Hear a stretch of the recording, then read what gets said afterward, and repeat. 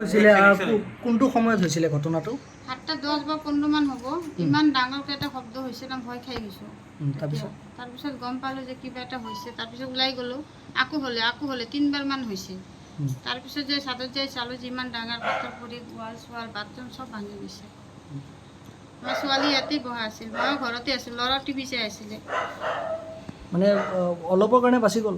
অলপৰ কাৰণে বাচি গ'ল। ছোৱালী ইয়াতে আছিলে, আৰু অলপ ওপৰৰ পৰা আহিলে ছোৱালী আৰু নাথাকিলেহেঁতেন। ইয়াতে আছিলে ছোৱালী, কোনোমতে বাচিছে আৰু? কোনোমতে বাচিছে। চাৰ্কুল অফিচাৰ ছাৰ আহিছিলে? আহিছিলে ছাৰ। কি ক'লে ছাৰে, কি ক'লে? ছাৰে চাই গ'লে ক'লে ৰাতি হৈছে, ইমান ৰাতি হৈছে আৰু কেনেকৈ কৰিম, কালি দিনত আহি। কি দেখিলে? আমাৰ এই ওপৰৰ পৰা আপোনাৰ সেই লেণ্ডশ্লাইড এখন হৈছিলে, য'ত ডাঙৰ এটা পাথৰ এটা আহি কিনি ইয়াত আপোনাৰ পৰিছে তেওঁলোকৰ ঘৰত, আৰু সেইকাৰণে গোটেইখিনি এছেছমেণ্ট কৰা হ'ল।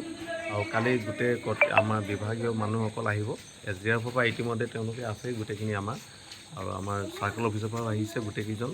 আৰু আমি কালি পুৱাতে যিমান আমাৰ বিভাগ আছে আমি এইটো চাম যে তেওঁলোকে মানে ডেমেজটো যাতে আমি লগে লগে যাতে কিবা আছে যাতে এছেছমেণ্ট কৰি কিনি প্ৰপাৰ এটা আমি মানে ছেফটিটো এনচিয়ৰ কৰিব লাগে। কিমানখিনি ডেমেজ হৈছে? কি ডেমেজ আমাৰ এটা ৰুম এখনত দেখা পাইছোঁ, য'ত আপোনাৰ ৱালটো য'ত আপোনাৰ পাথৰটো আহি হিট কৰিছে, আৰু তেওঁলোকৰ আৰু কেইটামান বাথৰুমবোৰতো অলপ ডেমেজ হৈছে। তো সেইখিনি অলপ দেখিছোঁ তেওঁলোকৰ অলপমান হৈছে, ক্ষতি হৈছে। ছাৰ, বাইলেনটো বহুত ঠেক, ফায়াৰ ছাৰ্ভিচৰ গাড়ী আহিব পৰা নাই, কি ক'ব এই ক্ষেত্ৰত? মই ইতিমধ্যে তেওঁলোকৰ ইয়াৰে বাসিন্দাসকলত কথা হৈছে তেওঁলোকৰ লগত, যাতে ভৱিষ্যতে যাতে এনেকুৱা যাতে ঈশ্বৰে নকওক যদি কেতিয়াবা যদি ডাঙৰ যদি বিপদ অগ্নিসংযোগ যদি হয়, এইটো কাৰণে ইয়াৰ মাজতে নাগৰিক সমাজৰ মাজতে বহি কিনি কথা পাতিবৰ কাৰণে যাতে লাষ্ট পইণ্টলৈকে যাতে ফায়াৰ ব্ৰিগেড আহিব পাৰে, এইটো কাৰণে ব্যৱস্থা ল'বৰ কাৰণে কোৱা হৈছে। আমাৰ পিনৰ পৰা সহযোগিতা থাকিব, আৰু আমিও ছাজেশ্যনটো দিম যাতে কেনেকৈ এইটো কৰিব পৰা যায়। মানুহৰ কিবা ক্ষতি হৈছে নেকি?